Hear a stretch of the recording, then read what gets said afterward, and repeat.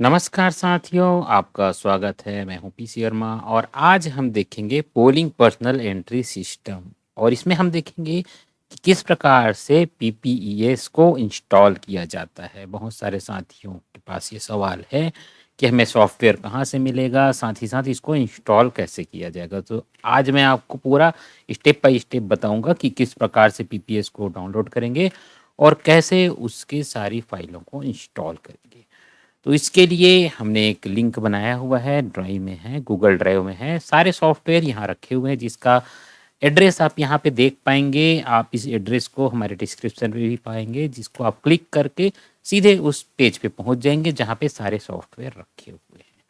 चूँकि निर्वाचन एक बहुत ही महत्वपूर्ण कार्य है और इसके लिए मतदान कर्मियों की एंट्री की जा रही है और इसकी एंट्री के लिए सभी विभागों को निर्देश दिया गया है। तो चलिए देखते हैं ये कैसे किया जाएगा। तो इस क्लिक लिंक पे जैसे ही हम जाएंगे तो एक पेज ओपन होगा। यहाँ आप देख रहे हैं आपके सामने स्क्रीन पे ये पूरा पेज दिखाई देगा जिसमें सारी जानकारियाँ और सारे सॉफ्टवेयर रखे गए हैं।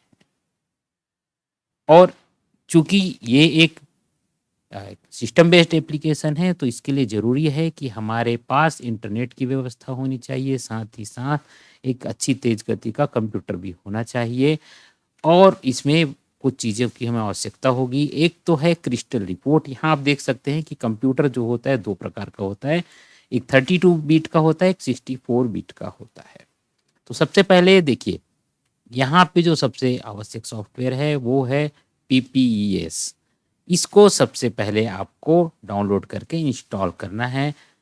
ये आप देख सकते हैं। पहले मैं आपको पूरा बता देता हूँ कौन-कौन सी फाइलों की आपको आवश्यकता पड़ेगी। एक तो है आपका पीपीएस का सॉफ्टवेयर जो है वो ज़िप फाइल है, इसको आपको इंस्टॉल करना है। दूसरा है क्रिस्टल रिपोर्ट 32 बिट या 64 बिट, ये रिपोर्ट देखने के लिए आपके काम आएगा। साथ ही साथ आपको ज़रूरत पड़ेगी डॉट नेट फ्रेमवर्क की। यदि किसी के कंप्यूटर में डॉट फ्रेमवर्क नहीं है तो यहाँ से डाउनलोड कर सकते हैं। साथ ही साथ हिंदी में टाइप करने के लिए हिंदी इंडिक टूल जो है वो दिया गया है। और यदि किसी ऑफिस का डिटेल सॉफ्टवेयर में नहीं डाला है, उनको अपना ऑफिस नहीं दिखाई दे रहा है, तो वो रूरल या अर्बन जो भी ऑफिस हैं वो इस फॉर्मेट में अपनी जानकारियों को हमारे पास सबमिट करेंगे, जिससे उनका ऑफिस क्रिएट किया जाएगा।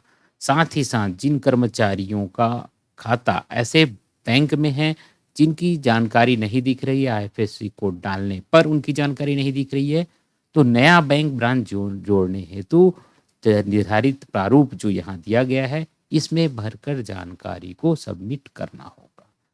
तो देखिए, ये जो पीपीएस का एप्लीकेशन है उसको किस प्रकार से यहाँ हमने उसको डाउनलोड कर लिया है। डाउनलोड करने के बाद ये सर्च फॉर वायरस करता है। सर्च करने के बाद ये हमारे पास डाउनलोड में आ जाएगा। यहाँ आप देख सकते हैं, यहाँ डाउनलोड हो जाएगा और जैसे ही ये डाउनलोड होगा हम उसे अनज़िप करेंगे और अनज़िप करने के बाद इंस्टॉल करना प्रारंभ करेंगे। ये देखिए, ये हो गया है डाउनलोड।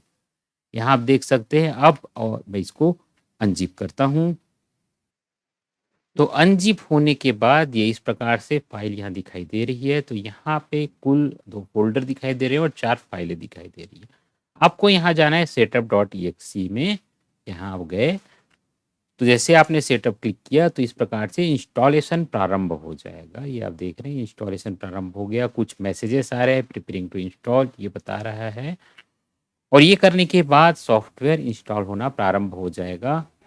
अभी ये प्रिपेयरिंग टू इंस्टॉल हो रहा है। इसी प्रकार से आपको भी अपने कंप्यूटर में इस चीज़ को करना है। और इसके बाद ये स्क्रीन आएगा जिसमें आप नेक्स्ट में क्लिक करेंगे। यहाँ आपने नेक्स्ट में क्लिक किया। लाइसेंस को एक्सेप्ट करने कहा जा रहा है, लाइसेंस एग्रीमेंट को, तो आप यस कर देंगे और आई एग्री से एक्सेप्ट कर देंगे। और फिर यहाँ पे आपको अपना नाम एंटर करना है और आपका ऑर्गेनाइजेशन एंट्री करना है और उसके बाद ये फोल्डर बताएगा कि कहाँ ये इंस्टॉल हो रहा है और ये इसे इंस्टॉल पे क्लिक कर देंगे। तो ये जैसे ही हम इस पर क्लिक करेंगे थोड़ी देर में ये इंस्टॉल हो जाएगा। ये हमारा इंस्टॉल हो गया और फिर ये पूछ रहे हैं लॉन्च द प्रोग्राम, तो इसे हम फिनिश करेंगे। ये देखिए, इसके बाद इस प्रकार का स्क्रीन आ जाएगा। तो यहाँ पे यदि हमारे पास कुछ हमको यूर पासवर्ड है हमारे पास, तो हम उसे इसे देख सकते हैं। ये देखिए, मैंने एक लॉगिन किया हुआ है। लॉगिन करने के बाद इस प्रकार का स्क्रीन आ जाएगा जिसमें सारी जानकारियाँ दी गई हैं। अब इसमें कुछ चीज़ों की और आवश्यकता होगी, जैसे हमें इसमें एंट्री करना है, तो इसमें हमको पहला तो हिंदी की आवश्यकता होगी। हिंदी में हमको इंस्टॉल करना होगा। ये हम देख सकते हैं यहाँ पे, इसको मैं बंद कर देता हूँ। ये देखिए, अब यहाँ पे हिंदी का टूल दिया गया है, ये आप देख सकते हैं। तो इसको आपको डाउनलोड करना है और फिर इसको डाउनलोड करके आपको उसी प्रकार से इंस्टॉल कर लेना है जैसे हमने अभी जो पीपीएस को इंस्टॉल किया था। इसको डाउनलोड एनीवे कर लेंगे। ये हिंदी का आ गया। उसी प्रकार से आपको क्रिस्टल रिपोर्ट, आपका कंप्यूटर किस प्रकार का है, 32 बिट है कि 64 बिट है, उसके आधार पे आपको इंस्टॉल कर लेना है।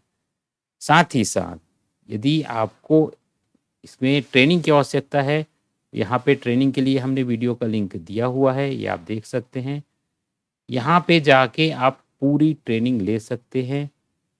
ये आप देखेंगे, जैसे हम इस पे क्लिक करेंगे ये आपको वहाँ पे ले जाएगा। या तो आप इसे कॉपी पेस्ट कर सकते हैं। हम इसको कॉपी किया और फिर इसे ब्राउज़र पे ओपन कर लेंगे। ये देखिए, तो आपको इस सॉफ्टवेयर को चलाने के पूरे तरीके जो हैं वो यहाँ पे मिल जाएंगे। ये पूरा एक प्लेलिस्ट बना हुआ है जहाँ पे पूरा ट्रेनिंग की व्यवस्था दी गई है कि किस प्रकार से सॉफ्टवेयर के लिए डाटा इकट्ठा करना है, किस प्रकार से आपको सॉफ्टवेयर में एंट्री करना है, कैसे रिपोर्ट्स देखने हैं।